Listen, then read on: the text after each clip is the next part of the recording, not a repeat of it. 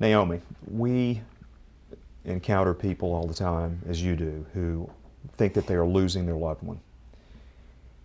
What advice can you give individuals about how to reach that person again, to convince them that the person is still there?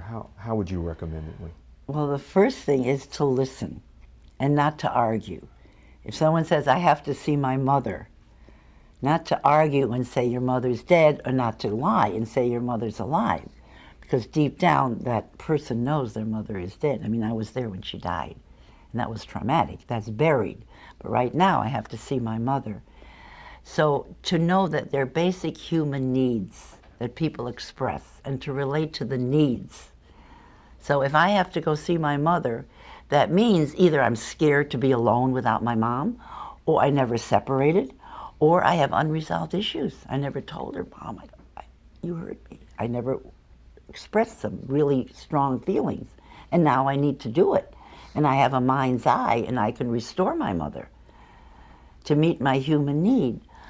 So that's one human need, is to be safe, to be warm, to be nurtured, to be loved, and to resolve the unfinished issues. And if someone is, for example, pounding, if a son says, my dad's nuts, all day long he goes like this. Oh no, sir, he's not nuts. Your father does not see his hand. His brain is very deteriorated. He doesn't know this is his hand. Also, he doesn't see well. But you know, your dad sees a hammer. He was a master carpenter. And he sees a nail, and he sees wood. Your father is working. He's restoring his identity. He never learned to be an old man in a wheelchair. He's going to die a master carpenter. So if the son learns, if the son asks Dad, what are you doing? Maybe the dad can't answer because he has no more words.